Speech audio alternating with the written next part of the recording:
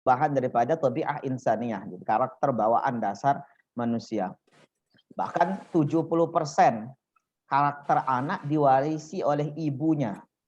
Besok kalau kamu punya anak nakal, kalau kalian punya anak nakal, jangan cepat-cepat jewer anaknya.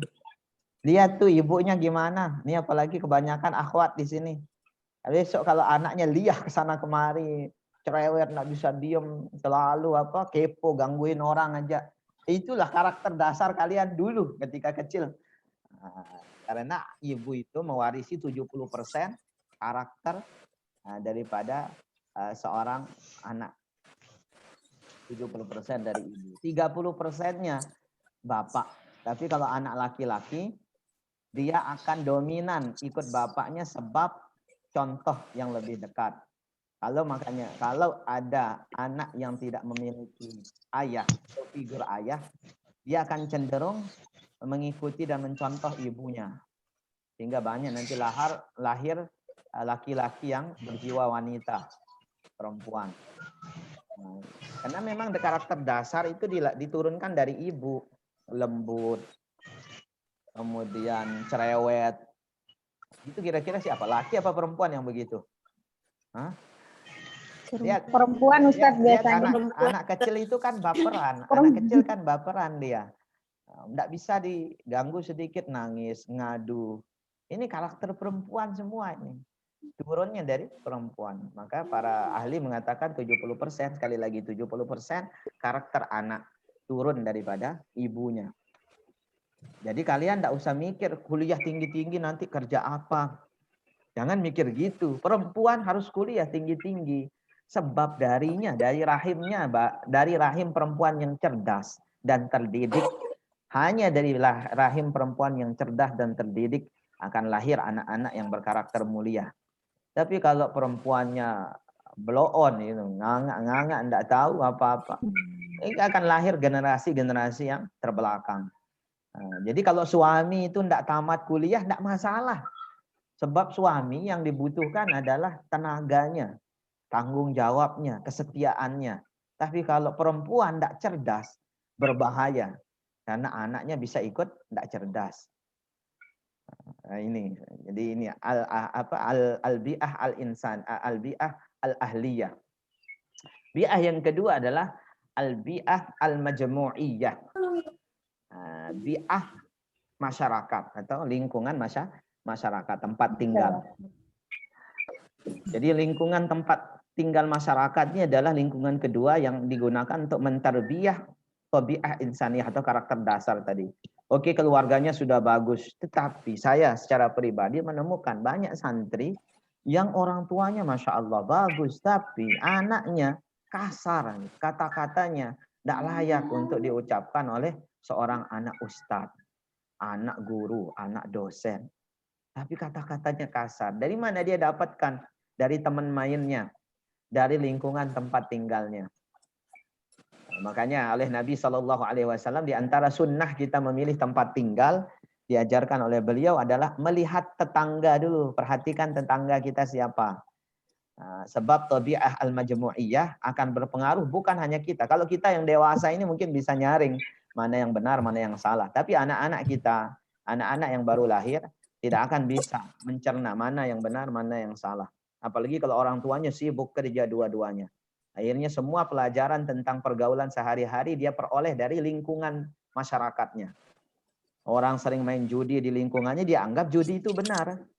Orang sering kasar, saling pukul di dekat rumahnya, dia anggap itulah hal yang benar. Makanya tabi'ah al-majmu'iyah adalah faktor kedua yang besar mempengaruhi tabi'ah insaniyah sebelum nanti menjadi akhlak. Kemudian yang ketiga adalah al-majmu'ah al-madrasatiyah, al-madarisiyah, al-majmu'ah al-bi'ah al-madarisiyah. Jadi lingkungan belajar atau lingkungan sekolah. Jadi lingkungan sekolah ini juga termasuk yang efektif, tetapi sekali lagi ini adalah penyempurna dari dua lingkungan yang pertama. Kalau lingkungan keluarga bagus, lingkungan tempat tinggal bagus, meski sekolahnya kurang bagus, insya Allah anak itu bagus. Tetapi kalau lingkungan keluarga rusak, lingkungan tempat tinggal rusak, sebagus apapun sekolah itu, apalagi dia tidak mondok ya, pulang pergi, hampir bisa dipastikan 70% anak itu tidak akan tumbuh menjadi anak yang berkarakter atau berakhlak bagus.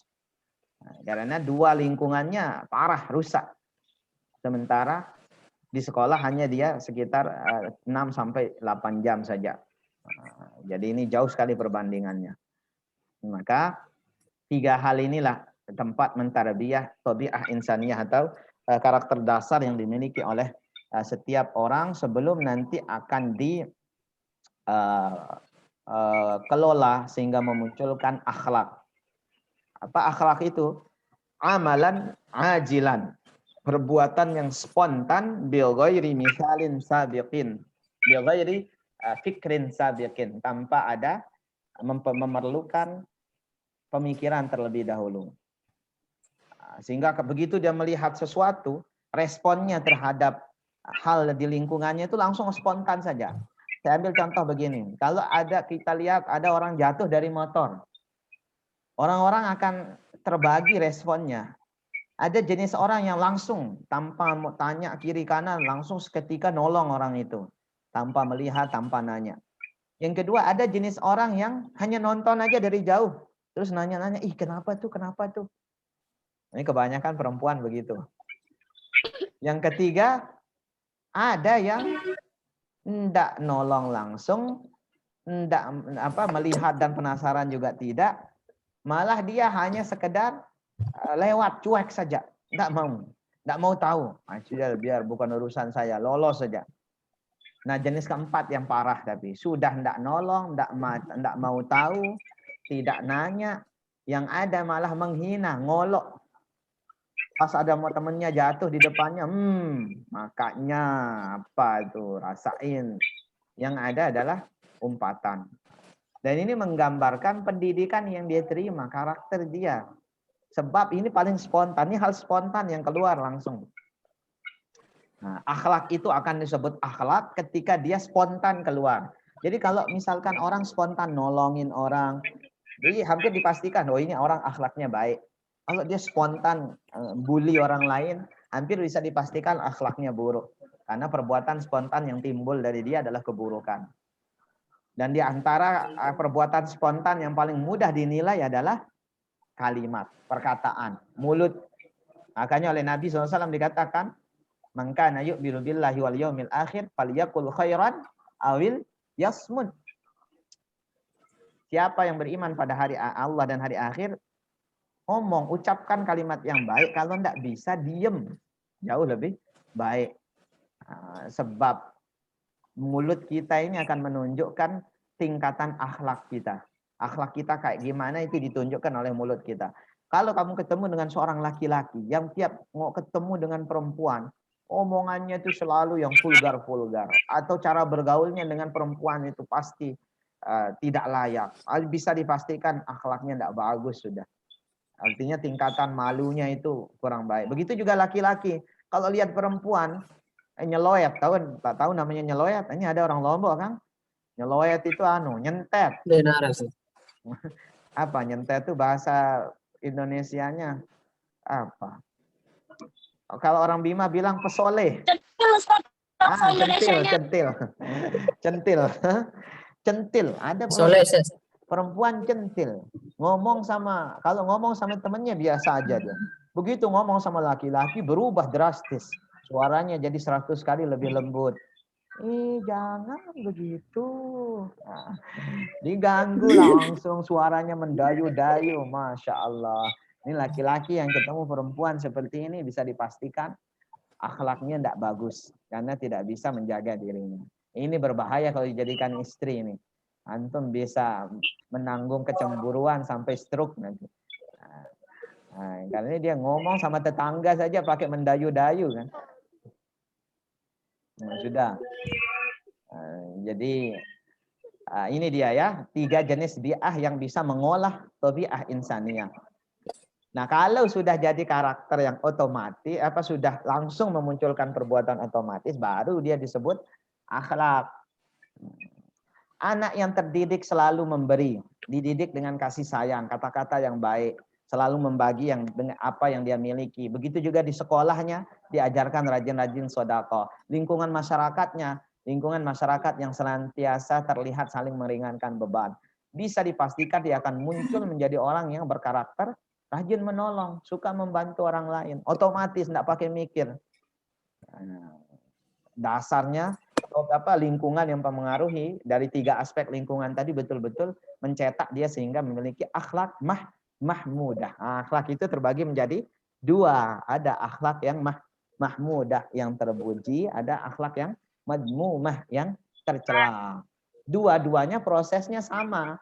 Mulai dari karakter lahir, dikelola dalam lingkungan tarbiyah, baik itu keluarga, masyarakat maupun pendidikan. Lalu kemudian yang ketiga, muncul menjadi perbuatan spontan yang selalu dia keluarkan tanpa ada pemikiran terlebih dahulu. Ibnu Khaldun tambahkan satu proses lagi. Beliau katakan, setelah dia bisa melakukan secara spontan, perbuatan itu dia lakukan istiqomah, continue, terus menerus, sehingga mendarah daging menjadi karakter. Ini disebut akhlak mahmudah dan madmumah, prosesnya sama. Saya pikir itu dululah pengantar ta'riful akhlak, nantilah karakternya bagaimana, bagaimana bentuk karakter akhlak Islami, apa saja nilai dasarnya yang kita bahas di tempat lain. Saya tambah 5 menit lagi dah supaya selesai bab 1 dari bab akhlak ya. Besok kita bagi tugas sudah pekan depan supaya bisa kalian langsung action. Tapi ada beda antara akhlak, adat istiadat, sopan santun, beda. Kalau adat istiadat, budaya itu hasil cipta karsa rasa manusia, sekelompok manusia yang memiliki pikiran, nilai yang sama. Sumber kebenarannya ya kebenaran yang dianggap oleh masyarakat. Ini adat istiadat dan berbeda relatif di antara satu dengan yang lain. Contoh, bagi kita, ini Nurdianti ribut sekali Nurdianti ini. Bagi kita, salam itu kan cukup dengan mengucapkan saja assalamualaikum, atau minimal berjabat tangan lah kalau laki-laki dengan laki, perempuan dengan perempuan. Tapi di satu negeri di Eropa ada orang yang punya kebiasaan kalau salam tidak afdol kalau hidung belum bertemu dengan hidung atau pipi bertemu dengan baik laki maupun perempuan. Kalau ketemu langsung cipika-cipiki atau langsung hidung ketemu hidung, mungkin hidungnya terlampau mancung sehingga kayaknya harus diadu tiap kali ketemu. Bagi kita, wah ini tidak lazim ini. Ini karena adat budaya, standarnya bukan nilai universal, tapi nilai yang tergantung dengan kebiasaan masyarakat. Kemudian yang kedua ada sopan santun. Sopan santun ini juga sama, budaya manusia. Bedanya kalau adat istiadat ada aturan tertulisnya. Ada aturan tertulis. Biasanya oleh sesepuh desa. Tetapi kalau sopan santun ini tidak tertulis, norma yang tidak tertulis ini sopan santun. Contoh, orang Lombok kalau lewat di depan orang yang tua minimal dia mengucapkan kalimat tabe. Orang Bima tak beta. Kemudian orang apa lagi? Orang Sumbawa kayaknya tabe juga ya, mungkin ya, enggak tahu saya. Tabe. Ini sopan santun. Kalau ketemu dosennya minimal menganggukkan kepala. Nah, ini sopan santun. Tidak tertulis. Kamu langgar sebenarnya tidak ada sanksi. Hanya saja enak, ada perasaan. Nah, ini namanya sopan santun. Kalau adat dilanggar ada sanksinya. Adat istiadat dilanggar ada sanksi sebab tertulis. Meskipun ada juga adat yang tidak tertulis ya, tapi adat itu cenderung memantik sanksi. Contoh adat nyongkol di Lombok. Kalau dilanggar di beberapa daerah di Gunung Sari, kalau tidak nyongkolan didenda. Ini karena pelanggaran. Ini beda. Yang ketiga, akhlak. Lalu apa beda sopan santun, adat dan akhlak? Pertama, akhlak itu sumber nilainya bukan hasil cipta rasa manusia. bangsa manusia ini. Apapun kata manusia, salah benar kata manusia tidak akan mempengaruhi standar akhlak dalam pandangan syariat. Maka akhlak itu standar nilainya adalah Quran dan Sunnah. Mana yang dikatakan baik oleh Quran dan Sunnah, penjelasan para ulama, maka inilah akhlak yang baik. Timbangan akal manusia berenang atau mandi di kolam renang itu akhlak bagusnya ya pakai baju renang. Ini menurut pertimbangan orang modern sekarang karena lebih mengandung keselamatan, bersih supaya air kolamnya tidak kotor, macam-macam pertimbangannya. Dianggap asing dan aneh kalau oleh orang-orang barat atau orang-orang perkotaan yang biasa mandi di kolam renang.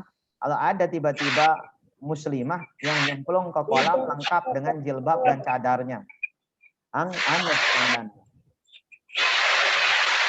dan ini tidak jadi ukuran, perkataan orang itu tidak jadi ukuran ya. Akhlak. Ya, akhlak kita dimanapun ada ya harus tutup aurat, apalagi dilihat oleh banyak orang. Nah, ini contoh saja. Kemudian yang selanjutnya perbedaannya adalah sumber. Kalau adat istiadat dan sopan santun itu sumbernya dari ini Riawan, tolong dianukan suaranya di nonaktifkan karena ribut itu suara hujannya ribut. Riawan yang ngangguk saja, matikan dia anunya mic-nya. Matikan mic-nya Riawan. Ya, sudah. Jadi saya sampai mana tadi? Sumber nilainya adalah Quran dan Sunnah. Quran Sunnah. Contoh, bersalaman, berjabat tangan itu adatnya kalau ketemu orang ya bagus gitu.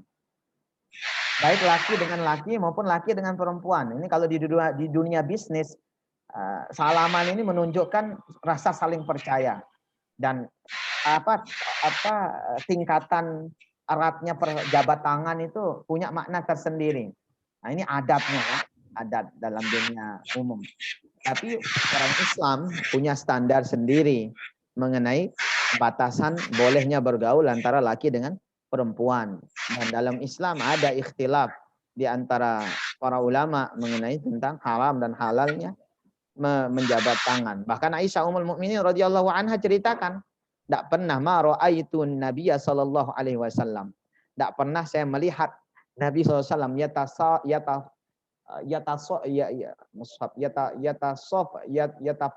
yatafasu bil mar'ah, saling bersalaman dengan perempuan fil bai'ah, di dalam bai'ah beliau. Tidak pernah Nabi SAW menjabat tangan perempuan dalam bai'ahnya. Nah, ini karakter Islam, standar nilai yang ditetapkan oleh Islam. Jadi beda. Orang bilang salaman itu bagus, tapi Islam mengatakan salaman ada batasannya. Laki dengan laki boleh, laki perempuan sebentar dulu, lihat dulu.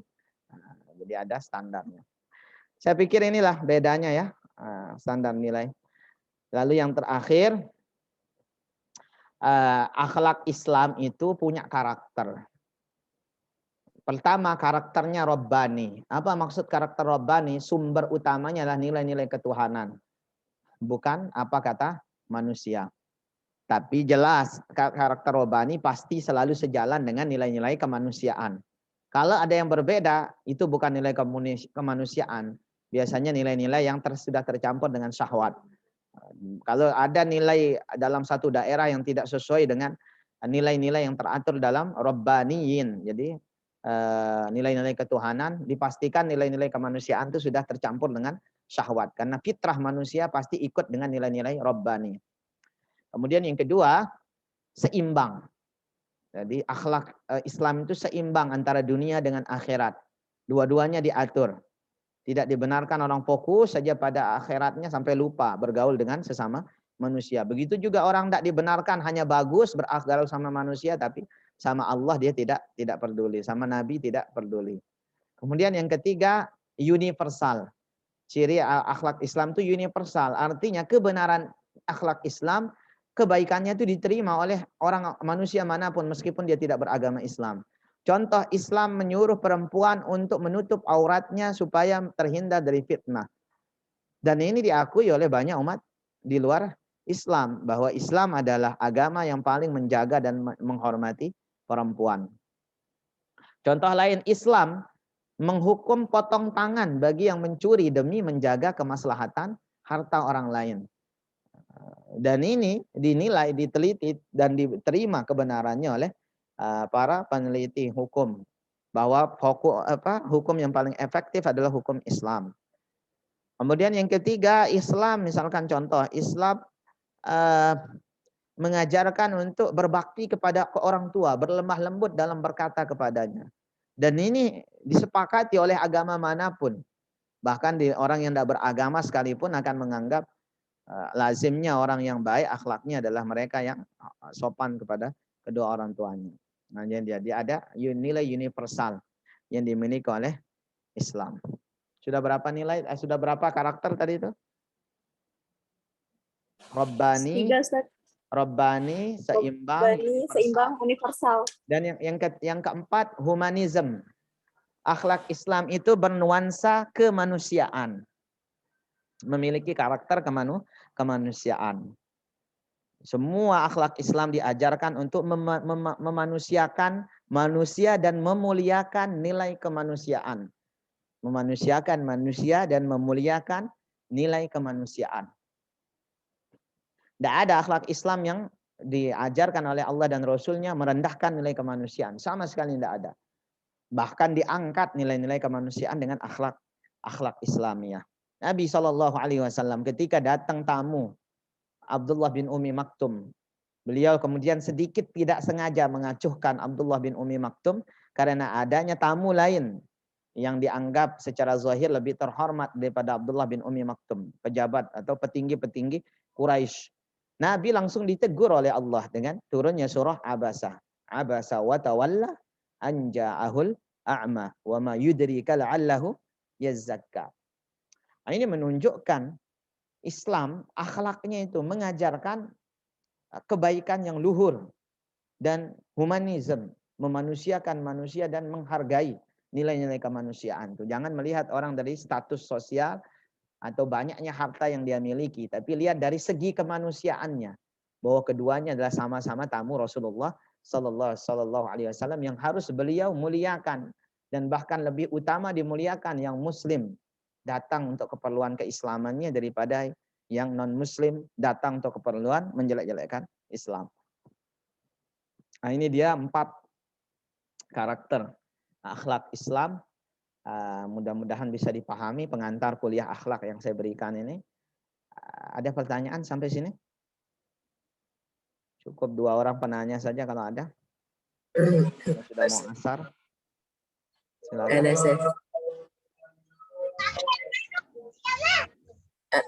Ya, silakan Jufari. Ya, Ustaz. Ini Ustaz, tadi Ustaz bilang ada juga yang mengatakan hal yang sama juga, Ustaz. Contohnya kan Imam Al-Ghazali mengatakan perbuatan tanpa memerlukan pemikiran dan pertimbangan, itulah akhlak. Hal yang sama juga dikatakan oleh Ibnu Maswai juga, Ustaz. Dengan redaksi dan hal yang sama sebagaimana beliau katakan halinafsi du'iyatullaha ila af'aliha minal ghairi fikrin wala ru'iyatin. Sifat yang tertanam dalam jiwa seseorang yang mendorongnya untuk melakukan perbuatan tanpa memerlukan pemikiran dan pertimbangan. Terus yang ditanyakan apa? Yang ditanyakan Ustaz, apa yang menjadi perbedaan Ustaz? Etika, moral, dan akhlak Ustaz. Terkadang orang menyamakan 3 ini Ustaz. Ya, Ustaz. Jadi kalau tadi sudah saya jabarkan perbedaannya ya, moral mungkin yang belum saya singgung. Moral itu lebih kepada identitas yang menempel kepada seseorang terkait dengan perbuatan-perbuatan yang dia lakukan. Makanya ada moral, ada yang amoral. Ada perbuatan yang sesuai dengan moral, ada yang tidak sesuai dengan moral. Moral itu apa sih? Fitrah atau nilai kemanusiaan, ini disebut dengan moral. Perbuatan seseorang yang moralitasnya tinggi, seorang ayah yang moralitasnya tinggi adalah menjaga anak perempuannya sehingga jangan sampai dia dinodai oleh orang lain. Tetapi ada banyak muncul berita ayah yang amoral, yang tidak memiliki moral atau perbuatannya bertentangan dengan nilai fitrah kemanusiaannya, di mana malah dia menodai, melecehkan, memperkosa anak kandungnya sendiri. Nah, ini banyak berita seperti itu sekarang. Waliyadzubillah. Nah, ini contoh gambaran praktek beda antara moral dengan amoral. Jadi kalau etika dan akhlak ada tadi sudah saya singgung. Nah, yang moral dan amoral itu cenderung kepada fitrah yang nilainya universal, kemanusiaan secara umum yang tidak mesti ada pembenaran agama sekalipun sudah kita anggap benar sesuai dengan hati manusia. Seperti tadi, ibu moralnya adalah merawat anak-anak, tetapi ada ibu yang amoral malah menyiksa anak-anak. Ini berarti ibu yang sudah keluar dari jalur fitrah kemanusiaannya sebagai seorang ibu. Sudah ya, bisa dipahami ya. Kemudian ada lagi, silakan satu lagi dari yang akhwat boleh. Saya baik, dari Riawan. Kalau yang dari akhwat tidak ada, saya berikan kepada Riawan. Yang akhwat tidak ada? Mahasiswi? Baik, cukup. Silakan Riawan. baik, terima kasih. Saya ingin sampaikan begini, khususnya di kampung saya begini, ada aturan awi-awi namanya kan. Awi-awi. Awi. Ya, awi itu kan sudah disepakati oleh masyarakat. Nah, ada beberapa hal awi-awi yang misalkan bertentangan dengan hukum negara. Contohnya misalnya kalau ada seorang laki-laki mendatangi rumah perempuan atau dalam bahasa Sasaknya dia pergi midang, Ustaz. Nah, apabila dia sudah melewati batas jam pemidangan atau apel, terus dan di kampung saya itu mereka harus dinikahkan karena sudah melewati batas apel. Sedangkan di hukum negara karena umur anak-anak ini yang ngapin ini masih di bawah gitu, Ustaz. Masih di bawah umur. Nah, jadi menurut pandangan Islam gimana, Ustaz? Baik. Ini kan masuk akhlak ini kan, karena akhlak pergaulan. Baik, begini. Ya. Ini termasuk dalam akhlak pergaulan mudah-mudi, nanti babnya ada sendiri. Ini babu midang. Jadi begini. Ada pergaulan antara muda-mudi dan batasannya jelas. Nabi SAW katakan salah satu yang dilarang adalah al-khalwah. Iyakum wal khalwah bil mar'ah. Hati-hati kalian dengan berdua-duaan dengan perempuan. Karena yadkhulu bainakuma, akan masuk di antara kalian berdua itu asyaitan. Syaitan. Tidak ada dua orang berkumpul laki perempuan kecuali yang ketiganya syaitan. Maka standar seperti ini harusnya awi-awi yang ditetapkan itu tidak boleh midang gitu. Kalau mau midangin orang harus yang dipidangi bapaknya gitu. Nah, baru benar awi-awinya sesuai dengan syariat. Dan adat ini tidak salah selama dia muwafiq li sunnah wal Quran ya. Quran wa sunnah. Kalau ada adat yang sesuai dengan Quran dan sunnah, bagus, boleh dijadikan sebagai penguat. Tapi kalau ada adat yang tidak sesuai dengan Quran dan sunnah, namun membawa kemaslahatan untuk masyarakat, boleh kemudian kita ikuti. Meskipun dia tidak ada dalam Quran dan sunnah. Contohnya awi-awi yang ini, kalau midang di atas jam 12 misalkan, harus nikah. Maksudnya ditetapkan begitu supaya tidak ada terjadi perzinahan. Karena ngapain midang di atas jam 12 namun di lain-lain sin gawe kan? Kalau dia tidak kerjakan yang lain-lain. Oleh karenanya ditetapkan aturan itu. Makanya ada kaidah dalam kaidah usul itu, ada kaidah yang mengatakan tasarruful imam ala ra'iyah manutun bil maslahah. Jadi peraturan yang ditetapkan oleh pemimpin dalam mengelola kepemimpinannya itu harus berdasarkan pada kemaslahatan rakyat. Jadi peraturan yang dia tetapkan pada rakyatnya harus berdasarkan pertimbangan maslahah, baik maslahah syar'iyyah maupun maslahah insaniyah. Maslahah yang dianggap baik oleh syariat atau yang dianggap baik oleh masyarakat manusia saat itu. Nah, jadi kalau ditanya bagaimana dengan ini, awi-awi seperti ini, awi-awi itu bagus diterapkan. Artinya diberikan batasan toleransi lah. Meskipun sebenarnya idealnya ya tidak usah diizinkan. Tetapi ya daripada dia kemudian terjadi hal-hal yang tidak diinginkan seperti perzinahan, sudah ditetapkan orang yang midang di atas jam 12 harus dinikahi supaya tidak tidak timbul fitnah. Gimana kalau umurnya di bawah usia kelayakan menikah menurut negara?